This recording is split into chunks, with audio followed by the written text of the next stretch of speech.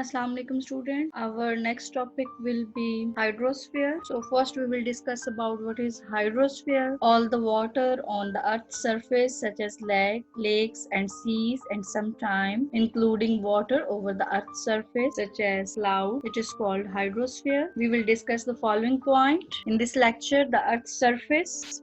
The Earth's surface can be divided into four interconnected spheres, which are lithosphere, hydrosphere, atmosphere, and biosphere. Hydrosphere. It comes from the ancient Greek hydro, which means water, spheria, which means sphere. It refers to water on, under, and over the surface of the earth. Next, we have water cycle. There is always the same amount of water on earth. Water appears in different states like in liquids, gases, or solid form. Water cycle. Evaporation. Water evaporates into the atmosphere where it cools. Condensation. As it gets cooler on the atmosphere, it condenses and forms clouds. Precipitation. When clouds cannot absorb any more water, there is precipitation in the form of rain, snow, or hailing. Then transportation. Water in rivers or groundwater is transported to the ocean and seas again, and the water cycle begins again. All this process is called water cycle. Then we have types of water, which are salt water. Salt water located mainly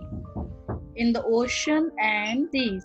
Then we have fresh water, which is located on continents and islands in the form of rivers, lakes, and groundwater. Water can be found in different forms like oceans. These are vast masses of salt water that separates the continents. Seas. Oceanic water that are close to continents and not as deep as ocean. Rivers. Continuously flowing currents of water that flows into seas, lakes, and other rivers. Tributary. A river that flows into another river. Groundwater. Rainwater that infiltrated rocks and soil into the earth's surface. Aquifer. These are stores of groundwater that accumulate underground on top of impermeable layers of rock. Well, these are holes that men do into the earth's surface to get the water or underground water to the surface.